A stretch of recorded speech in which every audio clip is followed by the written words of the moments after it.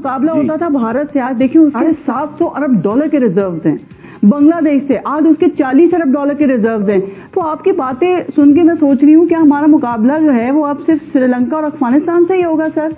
But कितने बदकिस्मत लोग हैं हम, कहने को एटमी कुव्वत में और डिफॉल्ट के देहात आपका नहीं, अब श्रीलंका भी नहीं हो, इधर पहुंच गए वो। आप तो उनके एक अंबानी की मार हो। और मुझे इसलिए इंडिया बुरा लगता है, और कोई नहीं, अल्लाह उनको खुश रखे, शाद रखे, आबाद रखे जी। इंसान बसते हैं वहां। उनका तो मुझे अंबानी जहर लगता है। उसकी वजह क्या है? अंबानी मुझे क्यों जहर लगता है? क्योंकि जो खरबों इस मुल्क का लूट के खा गए हैं। भिखारी साला। मगर you have to recognise that. अब कहने की बात यह है कि अब तो वो बोस्ट कर रहे हैं, वो कह रहे हैं हमने इनको, we can change the complexion. पिछले 2-3 सालों में एक जिस किस्म की स्ट्रैटेजी बदली है, यूएन में भारत को बड़ी सफलता मिली। इंटरनेशनल नारकोटिक्स कंट्रोल बोर्ड के चुनावों में भारत की जगजीत पवाडिया ने जीत हासिल की।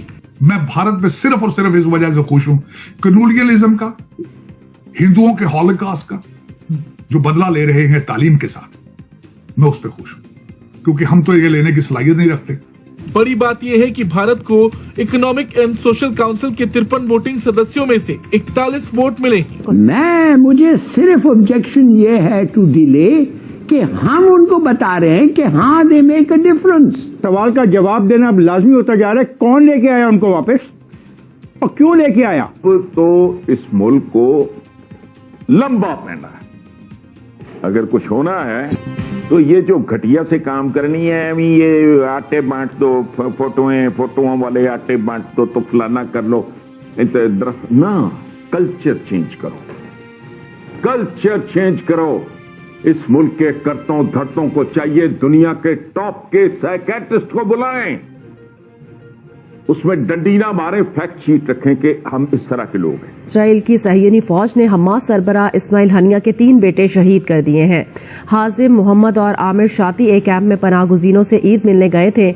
हमले में हमास सरबराह के कई पोते पोतियां भी शहीद हो गए हैं। आप भी तो गाजा ही बन चुके हैं। एक साइड पे पठान भाई मार रहे हैं, दूसरी साइड पे ईरानी भी तैयार है, तीसरी साइड पे उधर से भी नारा जंग है कि घुस के मारेंगे।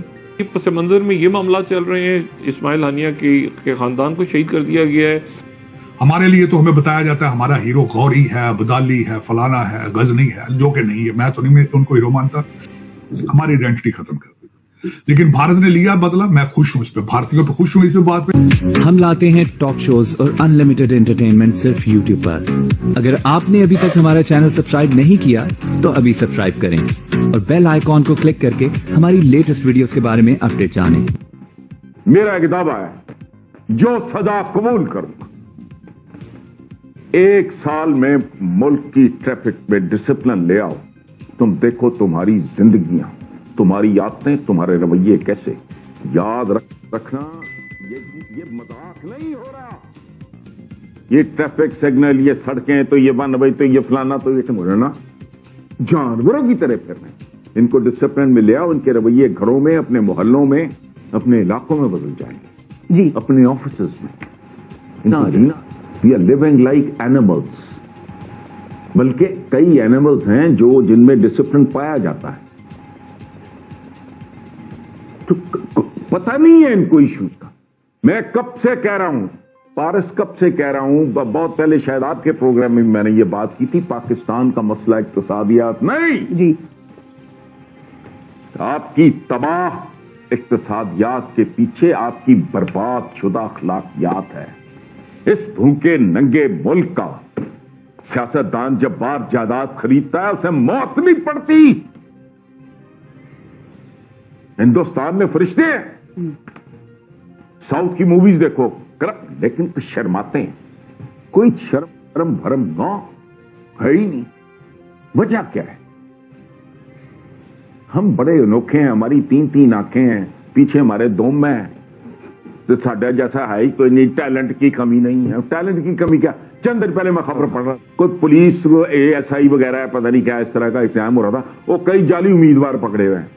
वो खुद नालायक थे, उन्होंने किसी और को भेजा हुआ था।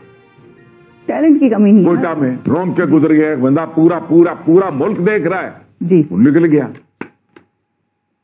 क्या है ये? What is this? सर अभी आपने बात की 40 भारत साल की। बाद भुट्टो का ख्याल आया। सर हमारा मुकाबला जी। होता था भारत से। आज देखिए 750 अरब डॉलर के रिजर्व्स हैं। बांग्लादेश से आज उसके 40 अरब डॉलर के रिजर्व्स हैं। तो आपकी बातें सुन के मैं सोच रही हूँ कि हमारा मुकाबला जो है वो अब सिर्फ श्रीलंका और अफगानिस्तान से ही होगा सर। बट कितने बदकिस्मत लोग हैं हम, नहीं, कहने को आपका एटमी श्रीलंका कुव्वतें से और भी नहीं। डिफॉल्ट के ध्यान। आपका नहीं, गलत है। मैंने श्रीलंकन के साथ काम किया हुआ है, या यूं कह लें उन्होंने मेरे साथ काम किया। आप श्रीलंका भी नहीं हो, इधर पहुंच गए वो। आप तो उनके एक अंबानी की मार हो। और मुझे इसलिए इंडिया बुरा लगता है, और कोई नहीं। अल्लाह उनको खुश रखे, शाद रखे, आबाद रखे। जी इंसान बसते हैं वहां। उनका तो मुझे अंबानी जहर लगता है। उसकी वजह क्या है? अंबानी मुझे क्यों जहर लगता है? क्योंकि जो खरबों इस मुल्क का लूट के खा गए हैं, ये अंबानी को देख के इनको और मरोड़ उठते हैं। सबसे बड़ी बात मैं आज गारंटी कर, गाजा का सलूशन मैं आज बता देता हूं। गाजा का सलूशन है, मैं कहता हूं इन फलस्तीनियों को चाहिए कि जिस तरह इजराइल कहता है वैसे कर लें। सर नीचे करके 20 साल अपने बच्चों को मैथ पढ़ा लें, इंग्लिश पढ़ा लें, अपनी कामयाबी के साथ ये रिवेंज ले लें। मैं भारत में सिर्फ और सिर्फ इस वजह से खुश हूं, कलोनियलिज्म का, हिंदुओं के हॉलोकॉस्ट का जो बदला ले रहे हैं तालीम के साथ, मैं उस पर खुश हूं। क्योंकि हम तो ये लेने की सलाहियत नहीं रखते।